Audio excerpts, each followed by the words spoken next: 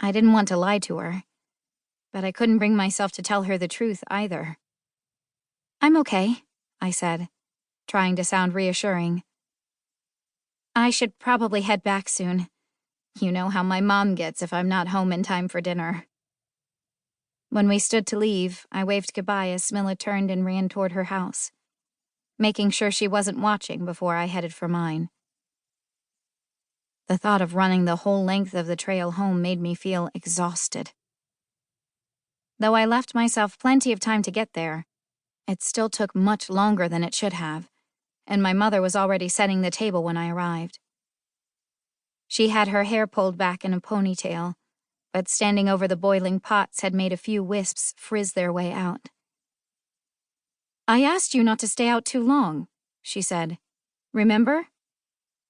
"Sorry," I said, trying to sound casual.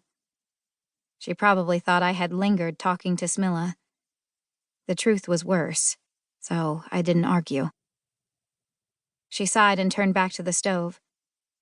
"How's Smilla?" "She's okay."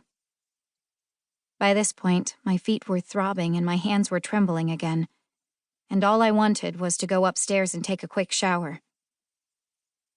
But my mother must have sensed something off in my tone, because she looked over her shoulder at me. "Is something going on?" "Nope, just tired."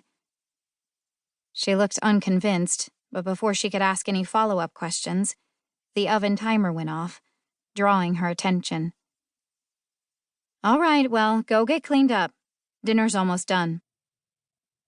In the shower, I tried to relax my sore feet and settle my trembling hands.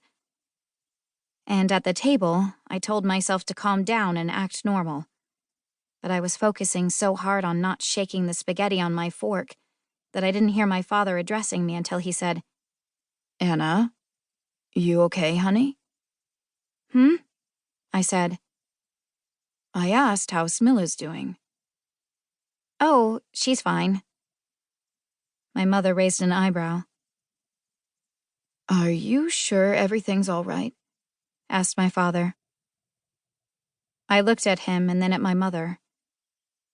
They had both put their forks down and were studying my face. I mustered a shrug. "I was just thinking about this bio test I have coming up. It's no big deal." My father was a worrier, and he panicked whenever I had so much as a sniffle. I couldn't imagine how he'd react to my nagging pain, fatigue, and shaking. My mother was calmer, stoic in the extreme. But she was a pragmatist, and if she knew I was having unusual aches and twitches, I'd be at the doctor's office before I could blink. My mother resumed eating but kept a skeptical eye on me. My father watched me for another long minute, his face scrunched up like he didn't believe me. But I shrugged at him again and didn't give him any more information, so what else could he do? I barely slept that night. The low, slow thrum of the throbbing pulsed through my feet and ankles, and it seemed to be spreading to my calves, too.